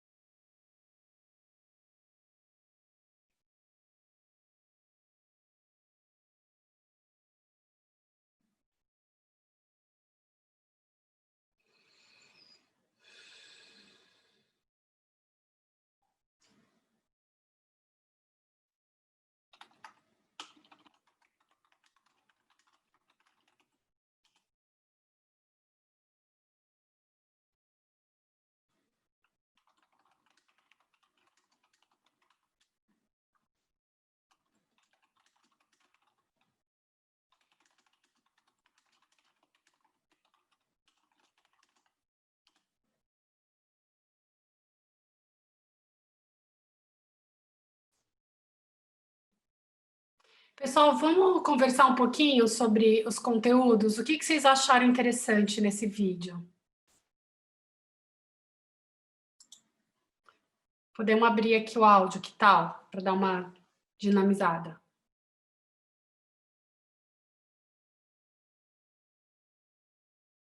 Alô? Olá, Adriana. Antônio Oi. falando. Eu achei legal que é rápido, né? Então não dá tempo de ter censura e crítica, né? Então você tem tempo, né, para poder fazer o processo criativo e tem que se comunicar, conversar bastante, explicar, trocar bastante. Não sei se eu Isso. entendi se é isso mesmo. Isso. E tem uma outra coisa interessante, Napoli, que se você prestar atenção, como eles põem os dois desafios, né? Que é melhor, perguntas abertas demais também não chegam a muitos lugares. Alguém lembra do exemplo do telefone? Achei muito legal. O do telefone era criar um sistema de comunicação, né? Em vez de dizer criar um telefone, né? E aí então. eles criaram uma coisa que eu não consegui entender direito, mas era uma coisa totalmente diferente, né? Isso. Então, isso responde um pouco a pergunta da Gabriela, lembra? Sobre, faço aberto, faço fechado, como é que é? Quanto mais você fechar, mais, digamos, simples vai ser o resultado. Quanto mais aberto, mais exploratório, digamos assim, tá bom? Então é isso, basicamente. Desculpa, pode falar.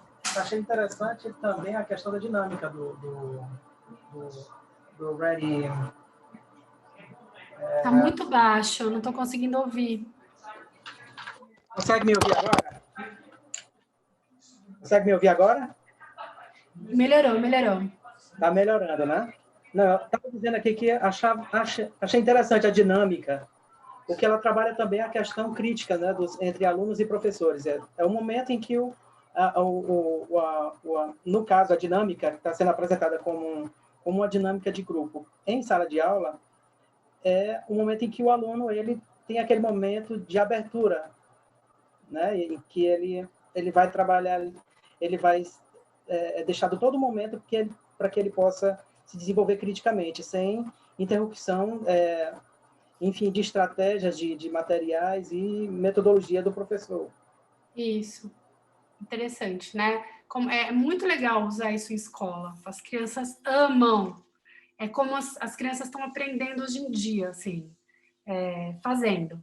Não é tanto pensando, absorvendo conteúdo, mas sim trabalhando com as mãos, buscando inovação, soltando a criatividade mesmo. E co-criando. É esse o conceito todo da inovação. Uma metodologia ativa, né? Uma metodologia ativa, exatamente. Muito ativa. Aliás, totalmente ativa. Ela não tem quase teoria. Hoje eu vou dar boa parte... Tem livros e livros e livros de design, mas, assim, o grosso é isso que eu estou falando aqui. Vocês vão depois, podem derivar. Claro que tem observações etnográficas que demoram meses, às vezes, para designers fazerem produto e tal. Mas, na prática, a matriz é essa. Então, vamos lá, voltando, né? Gostou? Comece tudo de novo, vá ajustando a proposta. E aí, muito importante trazer de novo alguns conceitos aqui do David Kelley. E tem uma história muito interessante do David Kelley também, que ele começou a escola de design numa época, nos anos 70, que Stanford não queria ter uma escola de design. Não fazia sentido, era tudo muito estruturado, era dentro da engenharia. Ainda tem muita coisa de design dentro da engenharia, das engenharias em geral. Mas ele queria uma coisa que pudesse atrair alunos de mestrado de todo o campus, para resolver problemas de várias áreas. Então, como ele não recebeu nenhuma sala, o que ele fez? Ele pegou um trailer velho, chamou uns amigos e reformou esse trailer. Colocou no meio do campus e falou, aqui é a escola de design, a D-School. E assim começou. E aí virou uma grande referência, e hoje os cursos da D-School são disputadíssimos. Você, para entrar num curso, tem que, além de ser aluno, não pode ser aluno de graduação, tem que ser aluno de graduate, né, de mestrado, e você tem que fazer um pitch, você tem que se inscrever para ser aceito num curso. Então, eles também montam os cursos a partir das pessoas que estão interessadas nesse curso. E nem sempre você consegue entrar. Os cursos são bem disputados. E esse é um dos outros princípios do design, né? O design, ele tem o poder, o designer, ele tem o poder de desenhar a experiência. Então, as aulas são muito bem formuladas, são lúdicas. Você tem lá um engenheiro com um estudante de medicina, com alguém de poeta, com dona de casa, cozinheiro, tem de tudo. E aí, essa riqueza de pessoas e perfis que faz as ideias brotarem. E eles têm, por exemplo, também... É legal você ver até os cursos que eles estão oferecendo no bimestre e no trimestre, porque os próprios cursos são criativos e falam de tendências da indústria, porque eles sempre pegam o que tem de tendência, né? E eu lembro que teve, no ano que eu fui, tinha um curso que era assim... tem ainda, que é um curso prático. Então, é como se fosse uma consultoria. Então, vem um cliente, naquele ano, acho que era Macy's, a loja de departamentos, que estava pagando para que os alunos fizessem um trabalho de redesenhar a maneira como as pessoas passavam pela área de acessórios no térreo, porque parece que as pessoas não davam muito bola para essa área da loja, iam direto para outros andares. Eles queriam entender como é que eles podiam melhorar isso. E aí, eles pagaram para ter essa consultoria dos alunos, e aí, ao mesmo tempo, isso financiou todo um trabalho da mesma equipe de alunos para redesenhar a experiência de pessoas dentro dos caminhos do hospital. E aí, hoje, vocês podem ver que, por exemplo, o caminho dos hospitais está todo sendo redesenhado por causa do Covid e tal. Então, o Covid está gerando vários problemas de design de tudo, da vida, né? E isso está sendo redesenhado enquanto a gente conversa. E aí tem um outro caso interessantíssimo sobre design focado no usuário, que é o cara que inventou A ressonância magnética, não sei, vocês sabem dessa história? Ah, vou fazer aqui.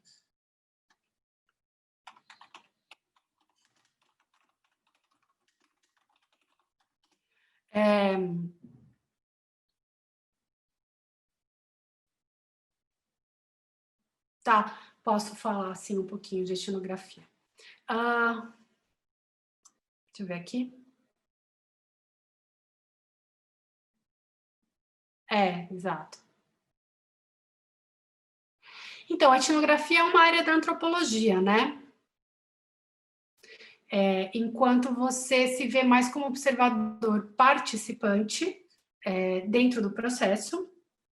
Dentro do site da Discool tem, exato, guias inteiros sobre isso, vocês podem ler, mas basicamente deriva do conceito de observador participante da antropologia. O problema de você seguir técnicas estritamente etnográficas é que você não vai chegar num lead nunca, e você não vai fechar a matéria nunca, você vai ter um caderno de campo, e você vai colher impressões soltas. Né? Tipo, grosso modo, é isso que vai acontecer. Então, quando você está pensando em processos de comunicação, é interessante você usar um pouco do seu know-how, né? Você hackear um pouco da etnografia, mas trazer sempre para o que você quer também, que é o processo de comunicação, produto de comunicação e assim por diante, tá? Então, mas eu ia falar uma outra coisa. Na ressonância magnética.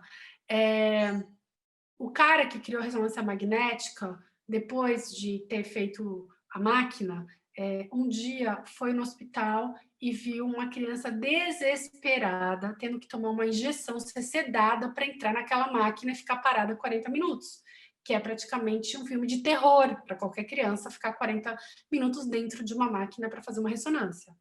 E aí ele voltou deprimidíssimo para casa e disse, cara, eu falhei como designer, como é que eu vou criar uma coisa dessas, onde 80% das crianças têm que ser dopadas com medicação para fazer o exame. Isso não está certo. E aí ele foi pensar, e aí ele acabou criando estações lúdicas, onde as crianças entram no navio pirata, daí dentro da máquina tem todo o mar, os peixinhos, e aí ele foi criando temas, e aí hoje tem várias salas nos Estados Unidos de ressonância magnética infantil, porque ele olhou que tinha uma parcela de público que ele não estava atendendo. A mesma forma, quem tinha um olhar de design muito bom era o Walt Disney, porque tem foto dele ajoelhado no parque em várias situações. Por quê? Porque ele sempre queria ver de que jeito que as crianças iam enxergar aquilo que estava sendo construído. Então, é você realmente se colocar no lugar do outro para, então, produzir alguma coisa. Tá bom? Obrigada aí pelas referências, pessoal. Então... O que a gente fala quando a gente fala em confiança criativa? Que é um pouco um problema para quem trabalha em áreas bem estritas. Eu sei que tem advogado aqui na sala, tem gente de outras áreas, a medicina segue protocolo pra caramba, jornalista segue protocolo, método, né? Para não incorrer em falhas, né? Então, a confiança criativa é uma coisa a desenvolver, é um desafio, ela é estimulada no ambiente onde você se sente seguro. Por isso que se fala muito em segurança psicológica.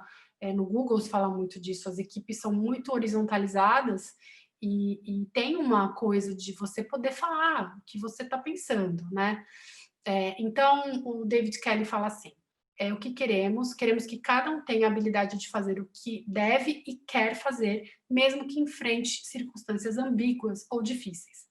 A principal característica que paralisa a pessoa é o medo. Medo do fracasso, medo de ser julgado.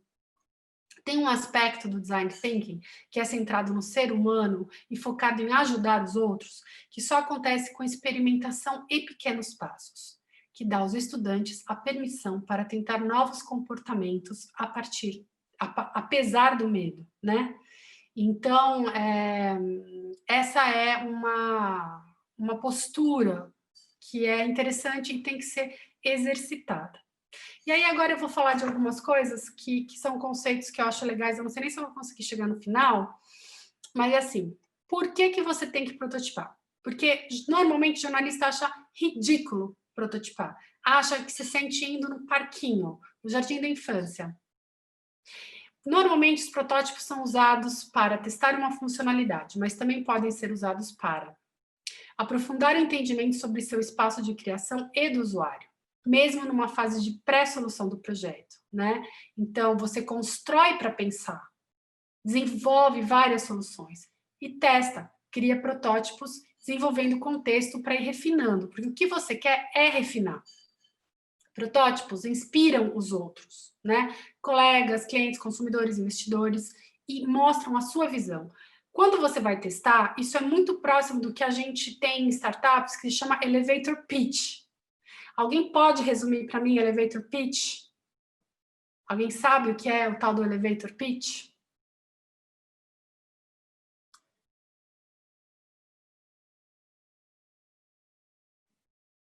Ninguém? Aham, temos uma pessoa aqui. É isso aí.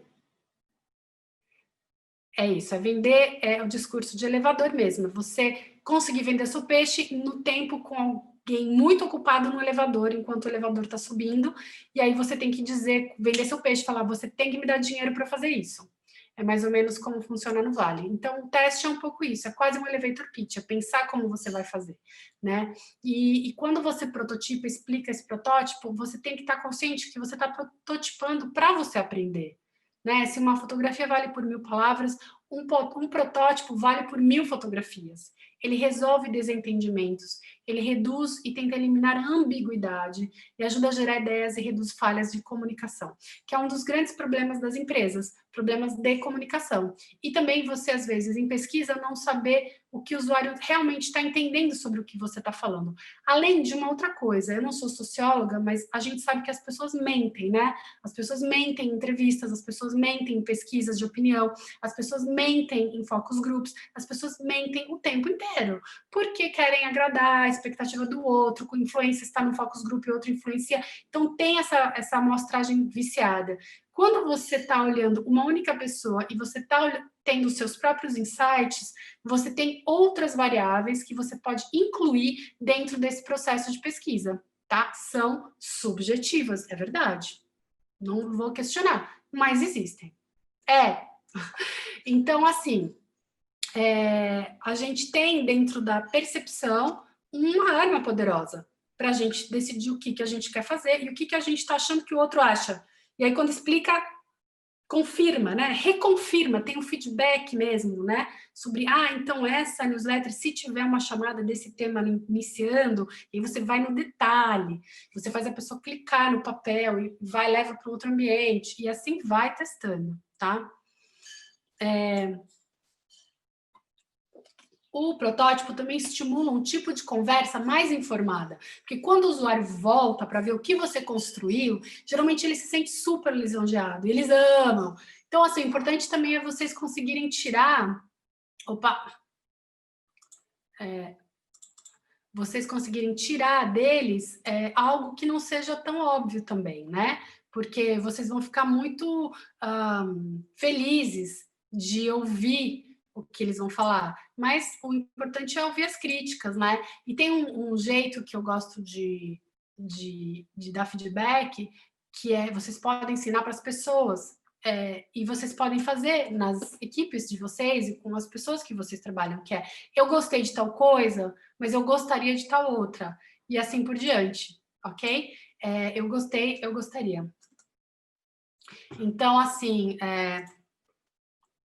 feedback, eu gostei de tal coisa, eu gostaria de outra.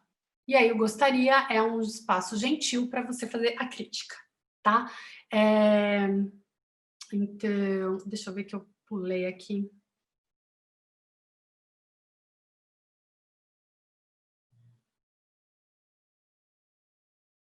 Vamos voltar. Aí, de novo, vamos focar nisso. Fale rápido, fale barato. Criar protótipos feios, sujos e malvados te ajuda a testar hipóteses e não investir um monte de tempo e dinheiro antes da hora. Isso é muito importante. Não gastar dinheiro antes da hora, não colocar R$1 num servidor, num WordPress, num template, porque não vale a pena. Você tem que estar certo do que você vai fazer. E no achismo, porque assim, é muito comum em qualquer área, tá? Não é só na jornalística. Ah, eu tenho uma ideia, e aí as pessoas se apaixonam pelas suas ideias e acham que as suas ideias são maravilhosas.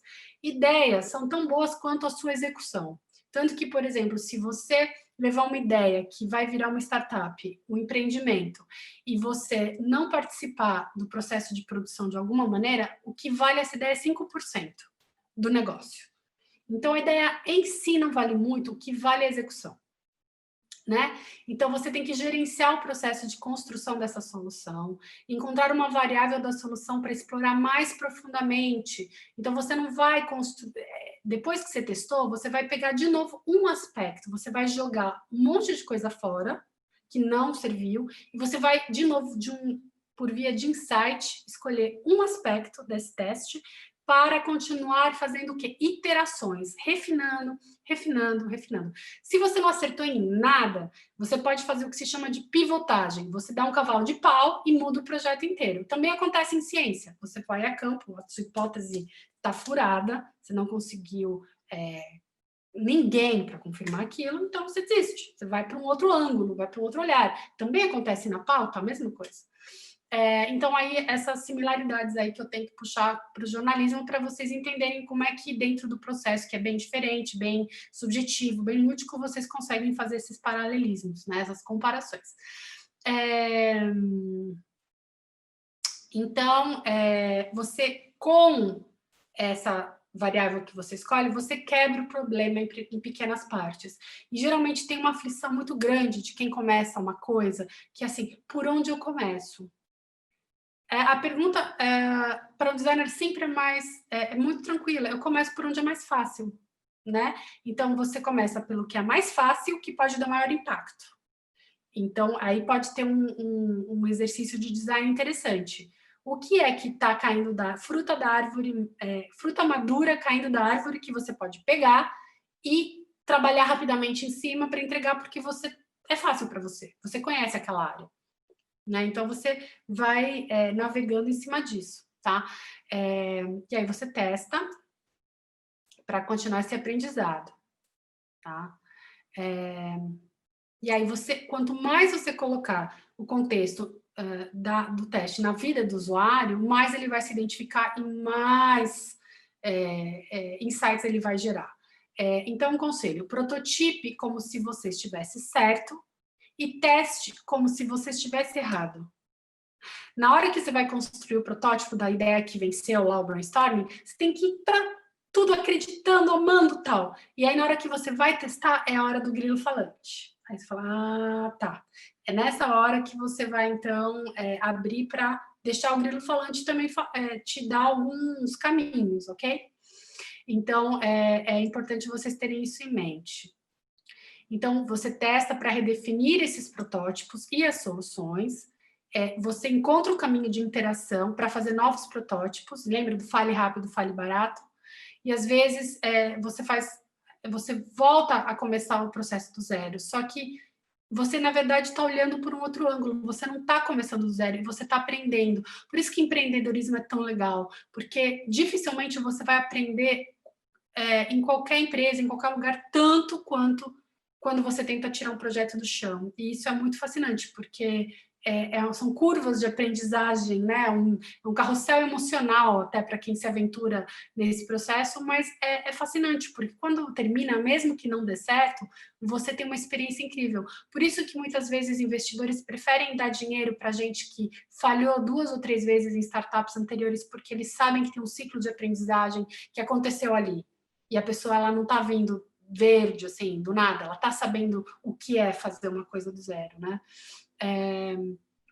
Então, de novo, no teste você trabalha a empatia de novo e essa empatia é o que vai gerar esses novos insights, tá? Às vezes, o teste indica que você não foi no melhor caminho para aquela solução e você também não contextualizou o problema corretamente. Às vezes você não achou o insight para complementar o ponto de vista numa coisa que realmente pega para a pessoa. E aí você tem que voltar. Mas isso é uma prática. Você vai fazendo, vai aprendendo. Você tem que ter uma postura de iniciante, não julgar, questionar tudo, né? A criança não vive perguntando por quê. Pergunte porque para tudo, inclusive para aquilo que você já sabe, né? Seja realmente curioso, encontre padrões, ouça de verdade o que a pessoa fala e como ela fala, não só o que ela fala, como ela fala, né? E aí você resume tudo o que eu disse hoje. Ouvir é uma grande habilidade, para não tentar também conduzir o processo de uma maneira que não seja genuíno, né? Para você não tentar guiar demais o processo, embora isso às vezes seja difícil. E aí eu vou falar amanhã um pouco sobre processos decisórios, como é que você organiza isso, e aí a gente pode conversar um pouquinho mais e dividir os grupos para a gente começar a pensar. Tem os projetos aqui de gastronomia, projetos de jornalismo local, bairro, projeto de centro de São Paulo, projeto de educação, livro de hemodiálise, não é? Várias coisas acontecendo, né? Vários setores que podem ser interessantes, gente querendo fazer podcast, ou já fazendo podcast, gente querendo fazer newsletter, e sabendo, poxa, eu faço podcast e newsletter. Não sei, você tem que ouvir as pessoas para saber o que você vai fazer. O que vai ressoar mais com esse tipo de audiência. Quem é um super usuário de um conteúdo de crônicas, né? Então, é assim que você vai escolhendo e criando o que a gente chama de árvore de decisões. Eu gosto de falar muito disso. Criar uma árvore de decisões. Ah, se eu for por aqui, eu vou por ali. Se eu for aqui, eu vou por ali. E aí você vai gerando isso. Eu gostei, eu gostaria. Tá bom, gente. Então, olha, estamos chegando no final da aula. Alguém tem alguma dúvida? Últimos momentos aqui.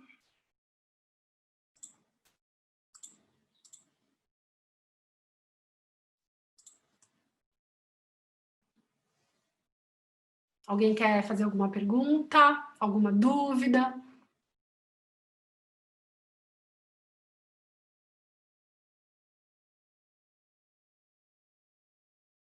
Tá bom. Então, o que a gente tem que ver amanhã Eu fiquei na dúvida. Boa tarde. Oi. Então, a senhora falou muito a respeito dessa captação de usuários por meio do presencial. A gente fazer esse contato físico. Então, mas como seria esse contato via plataforma? Daria também para empreender? Como seria? Então, agora na pandemia está muito difícil fazer design, assim, né, de campo, pesquisa de campo e tal. Mas, sim, você precisa observar. É difícil observar pelo computador, né? Então, dá para fazer entrevistas em vídeo, funciona, mas você perde como você perde em qualquer processo de aprendizagem digital.